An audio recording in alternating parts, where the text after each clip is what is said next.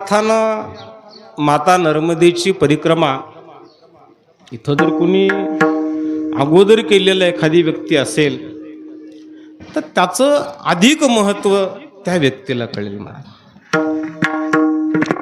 मी आपल्याला वेगळ्या अर्थानं बोलत नाही, पण समुद्राचं वर्णन कसंही केलं तरी ते त्याला पटणारे ज्यानं एकदा तरी समुद्र पाहिलाय. असा पण सागराला सागरो सागरा येव, कारण सागर कसा आहे त्या सागराला उपमा नाही. मला माता नर्मदेची जी परिक्रमा आहे ती परिक्रमा नाही तर एक प्रकारचं संपूर्ण कायिक तप आहे.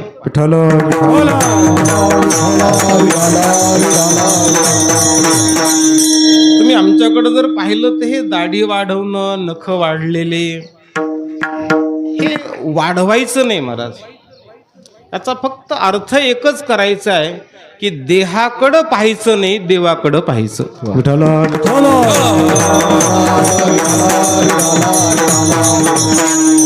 मी आपली क्षमा मागून बोलेल महाराज, मी कोणाची उपेक्षा करतोय असा अर्थ लावू नका. खेड्यात आणखी वातावरण चांगलं आहे, पण मला वाटतं आजही आपण कोणत्या स्तराकडे चाललो. अनेक अशी माणसं आहेत महाराज की ज्यांना सकाळी उठलं की देव डोळ्यासमोर येत नाही महाराज, वस्तारा डोळ्यासमोर येत की मी काय केली पाहिजे. अरे ते एक अंग आहे महाराज, ते करावं लागेल, नाही असं नाही, त्याची उपेक्षा नाही, पण त्याला प्राधान्य देऊ नका.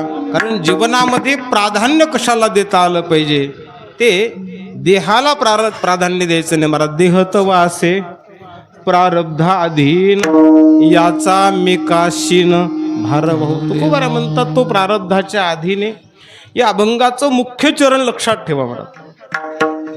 न पडे या बाही काळा हाती. महाराज म्हणतात साधना तुम्हाला काय देते, तर साधना तुम्हाला काळाच्या हातात पडू देत नाही. कोणत्या काळाच्या? तुम्ही म्हणाल काळ तर प्रत्येकाला घेऊन जातो. अरे काळ प्रत्येकाला घेऊन जातो, पण अकाली तो आमच्याकडे येणार नाही. विठाला